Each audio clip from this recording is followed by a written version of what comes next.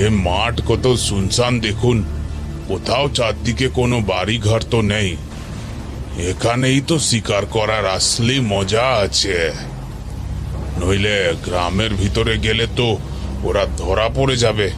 তা বলি দেওয়ার পর কি করে? ইনসানের সরকাটা লাশটা এই মাঠের কাছাকাছি কোথাও ফেলে রেখে চলে যায়। নমস্কার বন্ধুরা, ওয়েলকাম টু মাই চ্যানেল রূপকথারাতে আপনাকে স্বাগত।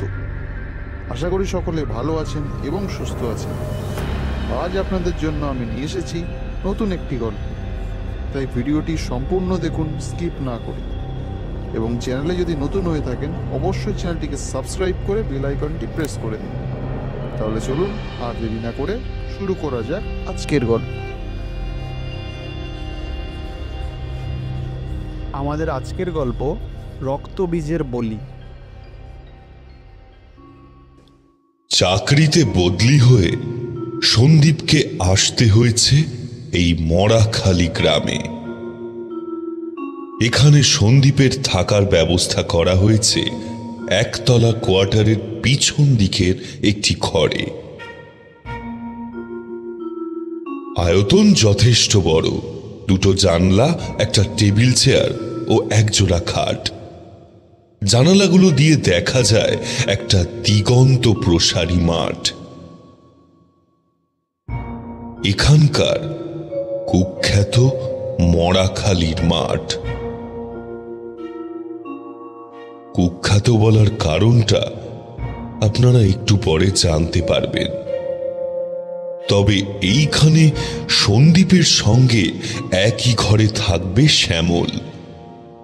সে ধানবাদের ছেলে, তাকেও এখানে বদলি করেই আনা হয়েছে। এছাড়া ছিল ভোলারাম। লোকটা বিহারি হলেও বাংলা খুব একটা অস্পষ্ট নয়। সে রান্নাবান্না থেকে শুরু করে সমস্ত টুকটাক কাজ করত। দেখতে দেখতে সন্দীপ আর শ্যামল দুজনেই গুছিয়ে নিল নতুন জায়গায়।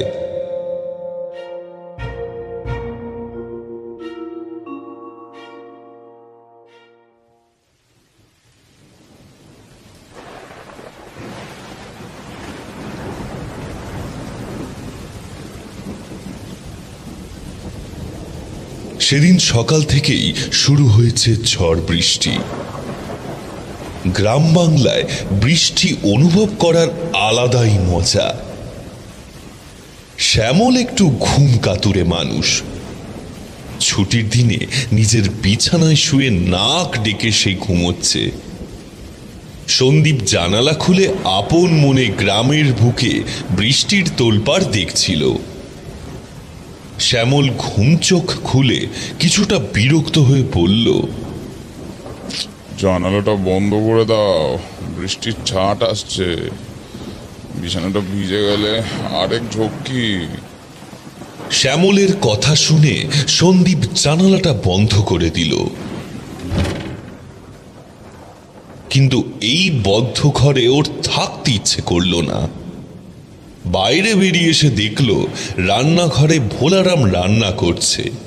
সন্দীপ বলল, ভোলারাম, বলছি এক কাপ চা হবে? কেন হবে না বাবু, এক্ষুনি দিচ্ছি। একটু পেঁয়াজি করছি দুপুরে ভাতের পাতে খাবার জন্য। বাড়তি আছে কয়েকটা দিই। এই বর্ষাতের মৌসুমে এসব খেতে বাঙালি বাবুদের খুব ভালো লাগে। খাসা খাসা। তোমার মতো যদি বাঙালি বাবুদের গিন্নিরা একটু ভাবতো তাহলে তারা বলতে যেত মাইরি। সন্দীপ বারান্দার কোণে একটা টুল নিয়ে বসল। সামনে দেখা যাচ্ছে মরাখালীর মাঠ। সন্দীপ বলল, আচ্ছা, এই মাঠটা এত বড়, কিন্তু কোনোদিন এই মাঠে কাউকে যাতায়াত করতে দেখিনি।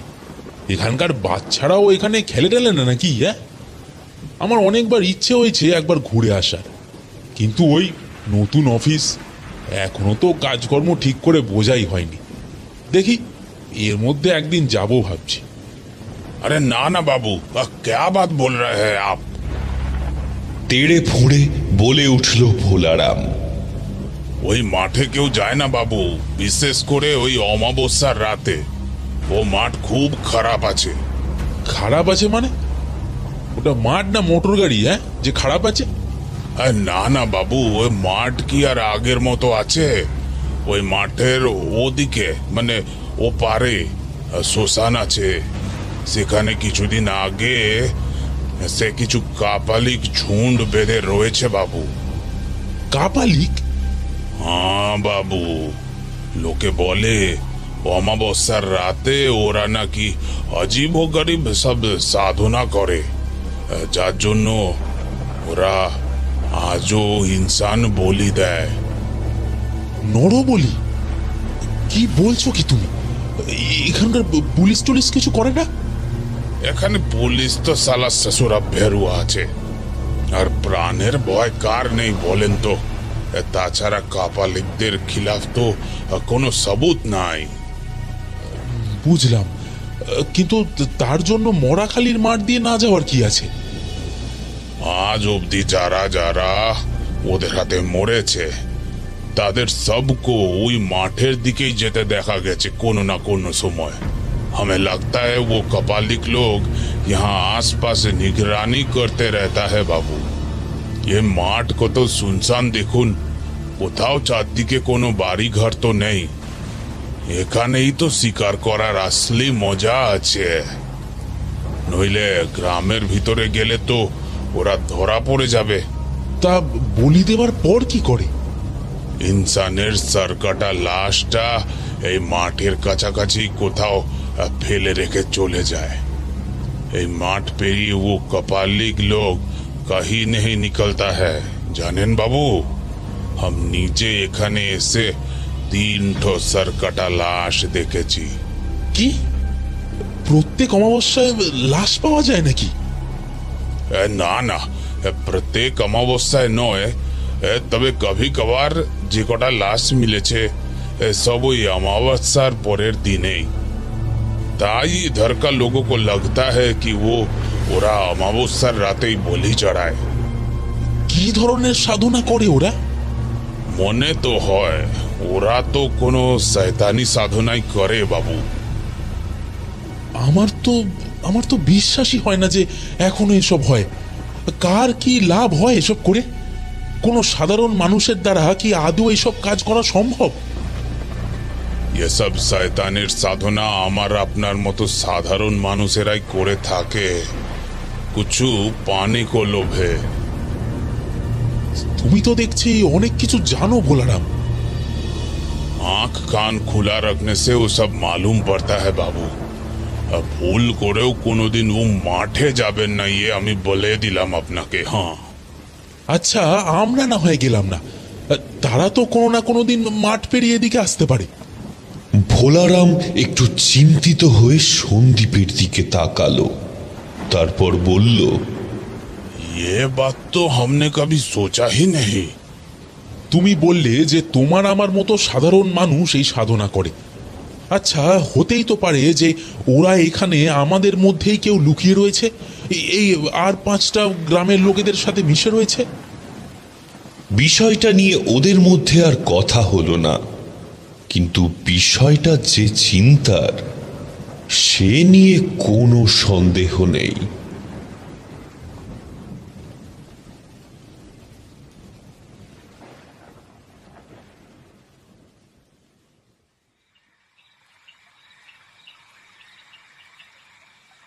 রাত্রিবেলা ঝড় বৃষ্টি কিছুটা ধরেছে।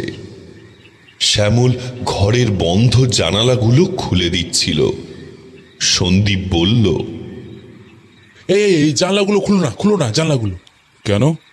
এমনি সময় তো জানালা বন্ধ করতে বললেই মুখ ভার করে বসে থাকো, এখন হঠাৎ কি হলো? জানলা খুললেই ওই মাঠটা দেখা যাবে। যাবে তো যাবে, তাতে আর কি। আরে না না, থাক না বন্ধ। কেন? একদিন ধরে তো ওই মাঠ দেখছো, হঠাৎ আজ কি হলো বলো তো? দুপুরে খাবার সময় তোমাকে অন্যমনস্ক মনে হলো, সারাদিন চুপ করে বসে আছো। এই ব্যাপারটা কি বলো তো ভাই? সন্দীপ খানিক ইতস্তত করে ভোলারামের থেকে শোনা সমস্ত কথা বলল। শ্যামল সব শুনে হো হো করে হেসে উঠল।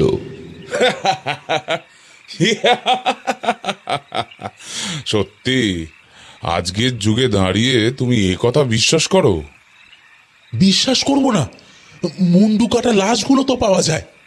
কেউ খুন করেছে হয়তো, আর যারা খুন করে তারা ক্রিমিনাল, কোনো কাপালিক টাপালিক নয়, বুঝলে ভাই?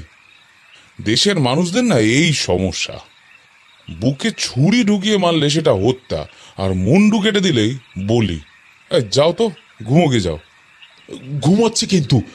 তুমি তুমি জানলাগুলো খুলো না। বেশ, খুলবো না, যাও যাও ঘুমাও।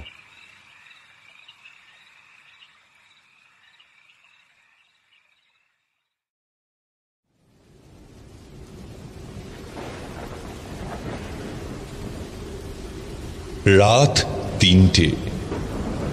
মুষলধারে বৃষ্টির সঙ্গে শোঁ করে বইছে উত্তাল হাওয়া। বৃষ্টির ছাঁট মুখে এসে পড়তেই সন্দীপের ঘুমটা ভেঙে গেল। চোখ খুলেই তড়াক করে লাফিয়ে সে উঠে বসল। শ্যামলের দিকের জানালাটা হাট করে খোলা, আর বিছানায় শ্যামল নেই। সন্দীপ তাড়াতাড়ি খাট থেকে নেমে দরজা খুলতে যেতেই আচমকা ঝড়ের মতো দরজায় ধাক্কা মেরে ঘরে প্রবেশ করল শ্যামল। মাথা থেকে পা অবধি জলে ভিজে। শ্যামল ঘরে ঢুকেই হাঁপাতে লাগলো। প্রথমটা সন্দীপ ভয় পেয়ে গেছিল, তারপর শ্যামলের অবস্থা দেখে সে জিজ্ঞাসা করল, কি হয়েছে? তুমি এত রাতে কোথায় গিয়েছিলে, আর তুমি ভিজলে কি করে? আমি ওই মরাখালীর মাঠে গিয়েছিলাম। কি মাঠে? কেন? না, আমার কিছু হয়নি, তবে আমি যা দেখেছি। কি দেখেছো ভাই? বলছি সব বলছি। আগে আমাকে একটু জল দাও। সন্দীপ চটপট এক গ্লাস জল দিয়ে বলল, শ্যামল, তুমি জলটা খেয়ে জামা কাপড় বদলে এসো, তারপর তোমার সব কথা শুনছি আমি। তাড়াতাড়ি ভিজে জামা কাপড় বদল করে শুকনো জামা কাপড় পরে শ্যামল এসে বসল। ওর চোখে মুখে এখনো ভয় লক্ষ্য করা যাচ্ছে। সন্দীপ বলল, কি হয়েছে এবারে খুলে বলো আমাকে। আরে, এই কিছুক্ষণ আগে প্রচন্ড জোরে একটা বাজের শব্দে আমার ঘুম ভেঙে গেল। দেখলাম তুমি অত ঝড়ের শব্দের মধ্যেই অগরে ঘুমোচ্ছ। হ্যাঁ, আমি উঠে বসলাম। ঠিক বৃষ্টির তোর কতটা সেটা দেখার জন্য মাথার কাছে জানলাটা খুললাম। অমাবস্যার অন্ধকারে চারিদিক ঘুট করছে অন্ধকার, এদিক ওদিক খালি বাজ পড়ছে, সঙ্গে চমকে উঠছে বিদ্যুৎ। এমন সময় হঠাৎ আমার নজর পড়লো ওই মাঠের দিকে। দেখলাম একটা আলো হাতে কেউ যেন আমাদের কোয়ার্টারের দিকেই ছুটে আসছে। আমি সঙ্গে সঙ্গে ঘর থেকে বেরিয়ে পেছনের দরজাটার কাছে গিয়ে ঘাপটি মেরে দাঁড়িয়ে পড়লাম। ভেবেছিলাম নিশ্চয়ই বেটা কোনো চোর টোর হবে। তারপর পিছনের দরজাটা ধাক্কা মেরে টর্চ হাতে একজন ভেতরে ঢুকলো, আর সে আলো ফেললো আমার মুখে। আমি কিছু লক্ষ্য না করে লোকটার কলার চেপে ধরে ওর হাত থেকে টর্চটা নিয়ে নিলাম। কিন্তু আমি কি দেখলাম জানো ভাই? সন্দীপের চোখে মুখে আতঙ্ক। নিঃশ্বাস বন্ধ করে সে জিজ্ঞাসা করল, কি দেখলে? সামনে দাঁড়িয়ে ওই লোকটা ভোলারাম। ভোলারাম? কিন্তু কিন্তু ওই যে ওই মাঠে যেতে বারণ করতো, তাহলে ও নিজে গেল কেন? আরো আছে। আমি ভোলারামের দিকে তাকিয়ে লক্ষ্য করলাম ওর সারা জামায় রক্তের ছোপ ছোপ দাগ লেগে রয়েছে। এত বৃষ্টিতেও ধুয়ে যায়নি। আমি জিজ্ঞাসা করলাম, বলরাম, তুমি এত রাত্রে কোথায় গেছিলে? আর তোমার জামা কাপড়ে এইসব কিসের দাগ? আমি খাবার দিতে গেছিলাম। খাবার? কাকে? বিল্লিকে নিয়ে বাবুজি। তুমি এত রাত্রে এই ঝড় জল মাথায় নিয়ে বেড়ালদের খেতে দিতে গেছিলে, তাও আবার মরাখালীর মাঠে? ইয়ার কি মারছ? মাঠে না তো, মাঠে তো আমি নাই গিয়া। আমি নিজে তোমায় সেখান থেকে ফিরতে দেখেছি হাতে টর্চ নিয়ে। মিথ্যে কথা বলবে না। তোমার গায়ে রক্তের দাগ কেন লেগে আছে? রক্ত নেই নেই, ওখানে একটু পিছিল ছিল, তাই পড়ে গিয়েছি। এসব কাদার দাগ।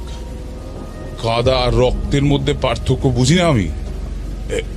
এই দেখো, টর্চের আলোটা ফেলে দেখি। হ্যাঁ, এই তো, এই যে স্পষ্ট দেখতে পাচ্ছি, এটা তো রক্ত। आपको कुछ गलत फहमी हो रहा है बाबूजी। हाँ, আমি মাঠে যাই নাই, আমি ঘরে যাচ্ছি। আপনিও যান বাবুজি, এখন ঘরে যান। বলতে বলতে আমার পাশ কাটিয়ে বোলারাম চলে গেল। বোলারামের টর্চ তখনও আমার হাতে রয়েছে। আমি সময় নষ্ট না করে বাড়িরই বাইরে বেরিয়ে ওর ফেলে আসা পথটা ধরে এগোলাম। কিছু দূর যেতেই আমার সামনে পড়ল সেই মাঠ। আর একটু এগোতেই দেখলাম। কি দেখলে? বলো। আমি দেখলাম একটা গলা কাটা লাশ পড়ে আছে মাঠের মাঝখানে। সে কি ভয়ানক দৃশ্য তুমি কল্পনাও করতে পারবে না। ওই দেখে আমি পাগলের মতো ছুটে কোয়ার্টারে ফিরে এলাম। আর তখনই তুমি দরজাটা খুললে। তার মানে তুমি বলছো যদি কাপালিকের গল্প সত্যি হয়ে থাকে, তাহলে সেটা ভোলারাম ছাড়া আর কেউ নয়। কিন্তু ভোলারামকে দেখে তো খুব সাধারণ মনে হয়। তোমার মনে নেই তোমাকে ভোলারাম কি বলেছিল? এইসব শয়তানি সাধনা নাকি তোমার আমার মতো সাধারণ মানুষই করে থাকে। হ্যাঁ, সেটা বলেছিল ঠিকই, কিন্তু আচ্ছা, ও এত কথা কি করে জানলো বলো তো? মরে যাওয়ার পর তো কেউ ওকে এসব কথা বলে যায়নি এসে। তাহলে কে মারে, কি উদ্দেশ্যে মারে, এত কিছু ও জানলো কি করে? সন্দীপ চুপ করে বসে রইল। শ্যামল বলল, এবারে আমি যেই কাজটা করতে চাইছি তাতে তোমার সাহায্য লাগবে ভাই। মানে কি করবে তুমি? হাতে নাতে ওই শয়তানটাকে আমরা ধরবো। আমরা মানে? না না না না, আমি ওসব করতে পারবো না। মানে চাকরি করতে এসেছি, শেষে প্রাণ পাখি মোর উইরা যাক আর কি, নাকি? হ্যাঁ, তোমার মনে হলে তুই পুলিশের কাছে যাও। আমি এসবের মধ্যে নেই মাইনি। পুলিশ আমাদের কথায় বিশ্বাস করবে না, ওরা আরো প্রমাণ চাইবে। আর সেটা আমরা না দিতে পারলে ভোলারাম ছাড়া পেয়ে যাবে। আর তারপরও আমাদের ছেড়ে দেবে ভেবেছো? ও তো আর একা নেই, নিশ্চয়ই ওর সঙ্গে আরো সাঙ্গপাঙ্গরা আছে, এই কাজে ওকে সাহায্য করছে। তারপর আমরাই অকালে প্রাণ হারাবো। তাহলে এখন আমরা কি করব? এখন থেকে আমাদের অনেক বেশি সতর্ক থাকতে হবে। ভোলারাম যেন টের না পায় যে আমরা কিছু একটা করতে চলেছি।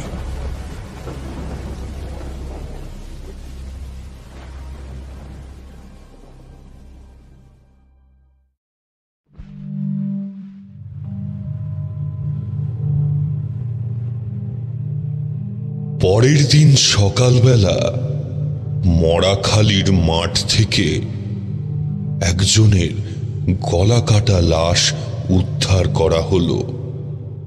জানা গেল এই লোকটা নাকি পাশের গ্রাম থেকে এই গ্রামে আসছিল। বেচারা বুঝতে না পেরেই নিশ্চয়ই এই মাঠে প্রবেশ করেছিল। আর শয়তান কাপালিকগুলো অসহায় মানুষটার মাথা কেটে বলি দিয়ে মুন্ডুহীন শরীরটা ফেলে রেখে গেছে। পুলিশ এবারেও এসে লাশ সরানো ছাড়া কিছুই করল না। সব দেখে সন্দীপ নিজের মনেই বলল, কি অদ্ভুত মাইরি। মাঠে একটু পাহারা বসালেই তো ঝামেলা চুকে যায়। না, এই জায়গার পুলিশগুলো সত্যিই ভীরুয়া। এরপর থেকেই ভোলারাম খুব চুপচাপ হয়ে গেল। বলিয়ে কইয়ে মানুষটা কেবল গম্ভীর হয়ে তীক্ষ্ণ দৃষ্টি নিক্ষেপ করে শ্যামলকে যেন স্রেফ আপাদমস্তক দেখে যেত। অন্যদিকে শ্যামলকে দেখলেও মনে হতো সে নিজেও ভোলারামের ওপর সতর্ক দৃষ্টি রেখেছে। এই সব কিছুর মাঝে সন্দীপ যেন না চাইতেও সে জড়িয়ে পড়েছিল। শ্যামল ছাড়া একমাত্র ভোলারামই ছিল যার সঙ্গে ও একটু গল্প করত। কিন্তু এখন ভোলারাম এই কোয়ার্টারের কারোর সঙ্গে বেশি কথা বলে না। মাঝে মাঝে ভোলারামের সঙ্গে সন্দীপের চোখাচোখি হলে ওর মনে হতো ভোলারাম যেন ওকে কিছু বলতে চাইছে, কিন্তু শ্যামলের কড়া পাহাড় আর ঘেরাটো পেরিয়ে সে বলতে পারছে না।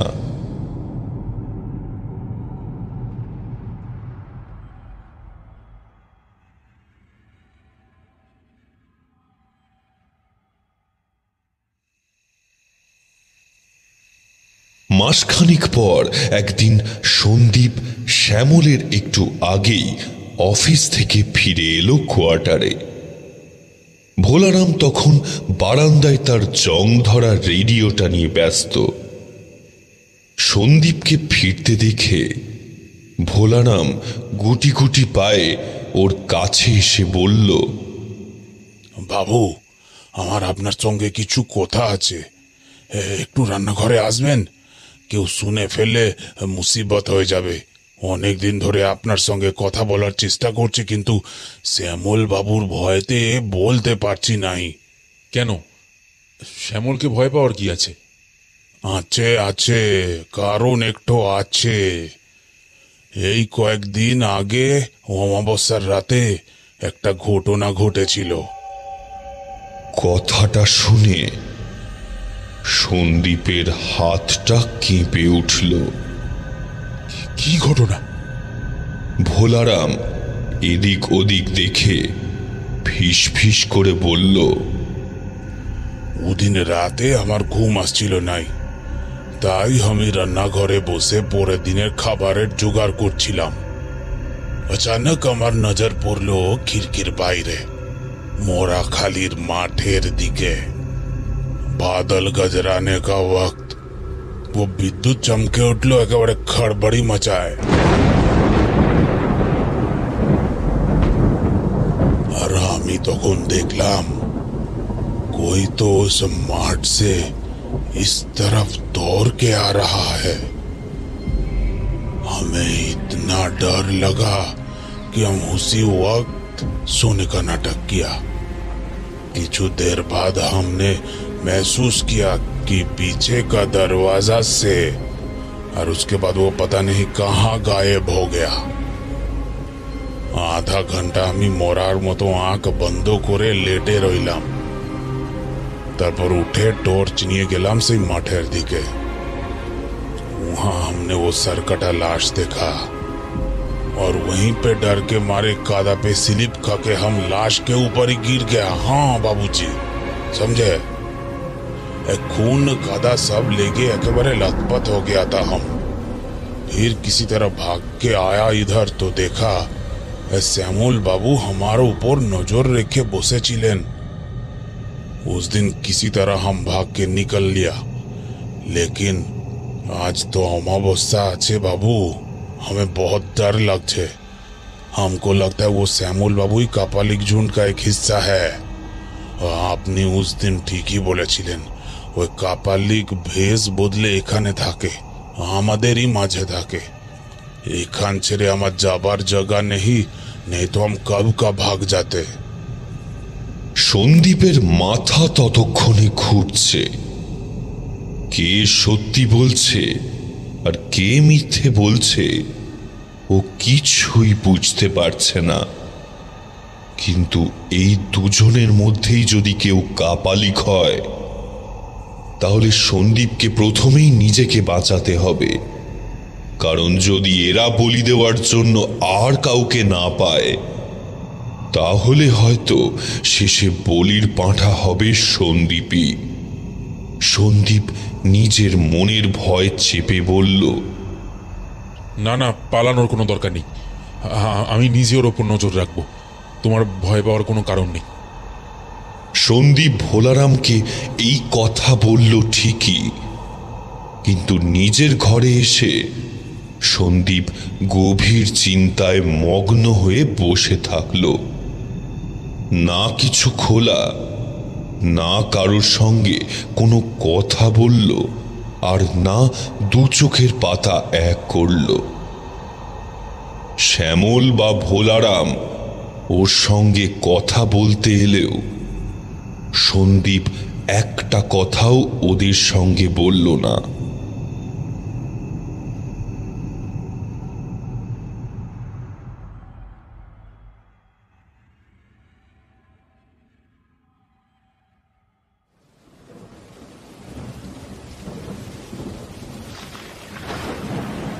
বর্ষাকাল আর বৃষ্টি কদিন ধরে লেগেই আছে, কিন্তু আজ ঝড় বৃষ্টির দাপটটা যেন একটু বেশি। অমাবস্যায় যেন চাঁদের জ্যোৎস্নার অভাব ঢাকতে আকাশ ভেঙে পড়েছে এই মরাখালি গ্রামে। কড়কড় করে বাজ পড়ে চলেছে নীরে ধারা। ঘরের দুটো জানালাই আজ খোলা রয়েছে। হঠাৎ সন্দীপের ডাকে ধর্মর করে উঠে বসল শ্যামল। শ্যামল, শ্যামল, ওঠো ওঠো ওঠো, তাড়াতাড়ি ওঠো। কি কি কি হয়েছে ভাই? ভোলারাম। কথা বলতে বলতে সন্দীপ হাঁপাচ্ছে। শ্যামল বলল, কি হয়েছে ভোলারামের? ভোলারাম রান্নাঘরে নেই। আমি আজকে ওর উপর নজর রেখেছিলাম। ও ও আজকে তোমার নামে আমার মনে সন্দেহের বীজ বপন করার চেষ্টা করছিল। তো তখনই আমি ঠিক করেছিলাম যে ভোলারামকে আজকে হাতে নাতে ধরবো। কি বলছো কি তুমি সন্দীপ? ঠিকই বলছি ভাই। তাহলে এখন তাড়াতাড়ি চলো, আজকেই ভোলারামের এই নোংরা খেলার শেষ দিন।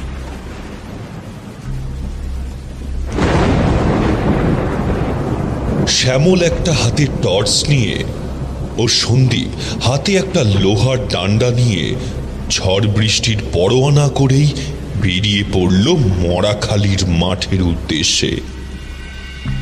কিছু দূর এগোতেই ওরা দেখল মাঠের মাঝামাঝি কেউ যেন হেঁটে চলেছে। সন্দীপ বলল, শ্যামল, টর্চটা নিভিয়ে দাও। ভোলারামের কাছে গিয়ে জানাবো। এখন আলো দেখলে ও ব্যাটা পালিয়ে যাবে। শ্যামল টর্চ নিভিয়ে দিল। পা টিপে টিপে ওরা মাঠ দিয়ে হেঁটে চলল। বিদ্যুতের ঝলকে সামনের মানুষটিকে মাঝে মাঝেই দেখা যাচ্ছে। ওরা এখন মানুষটার খুব কাছে। সন্দীপ শ্যামলকে ইশারা করল। সঙ্গে সঙ্গে শ্যামল ছুটে গিয়ে লোকটাকে এক ধাক্কা মেরে ধরাশায়ী করল। তার মুখে ফেলল টর্চের আলো, কিন্তু এই মানুষটিকে তো চেনা যাচ্ছে না। এ তো ভোলারাম নয়। এমন সময় কেউ শ্যামলের মাথায় প্রচন্ড আঘাত করল। ও যন্ত্রণায় কাতরাতে কাতরাতে শ্যামল লুটিয়ে পড়ল মরাখালির মাঠের মাঝে।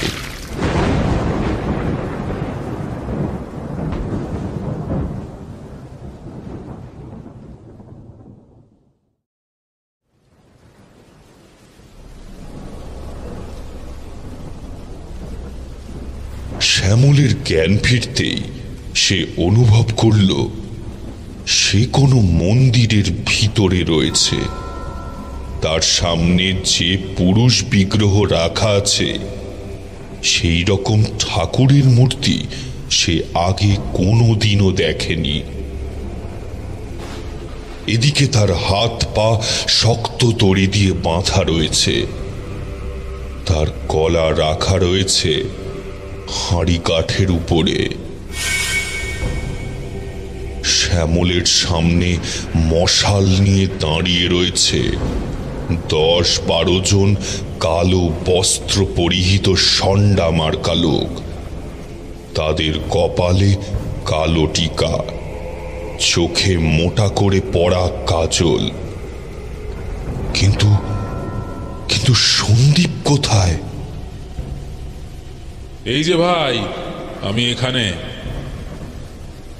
খুবই নির্বিকার স্বরে বলল সন্দীপ। শ্যামল দেখল সন্দীপের পরনেও বাকিদের মতোই কালো বস্ত্র। তার মুখের সহজ সরল ভাবটা যেন একেবারেই হারিয়ে গেছে। শ্যামলের সামনে এসে সন্দীপ হাঁটু মুড়ে বসে বলল, অপরাধীকে হাতে নাতে ধরার স্বপ্ন চুরমার হয়ে গেল। হ্যাঁ, তুমি সেই কাপালিক? আমি একা নই, আমরা সবাই সাধক, রক্ত বীজের সাধক। তবে বিশ্বাস করো, কোয়ার্টারের কাউকে আমি কোনোদিন বলি দিতে চাইনি। আমি শুধু এই তল্লাটে পাকাপাকি ভাবে থাকবো বলেই বদলি নিয়ে এখানে এসেছিলাম।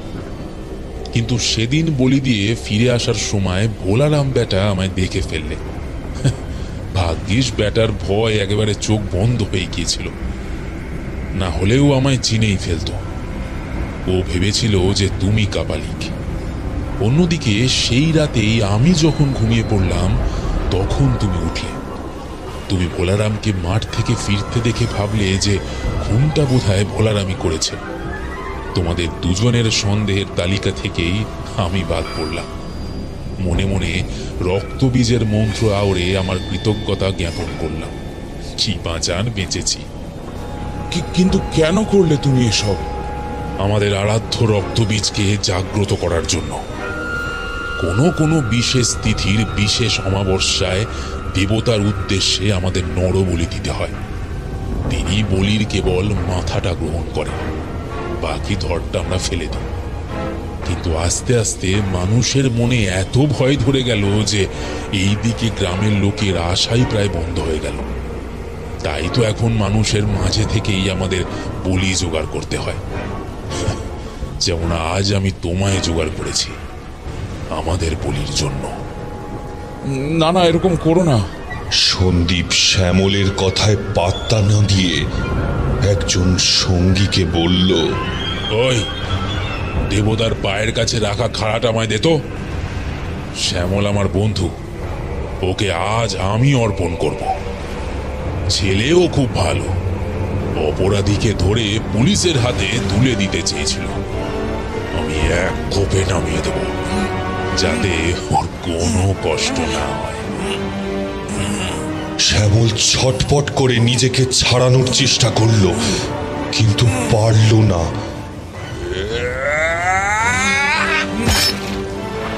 সন্দীপ খাঁড়াটা নিয়ে মাথার উপরে তুলে এক কোপে শ্যামলের দেহ থেকে মাথাটা আলাদা করে দিল। শ্যামলের টাটকা গরম রক্ত ছিটকে পড়ল রক্তবীজের বিগ্রহের ওপর।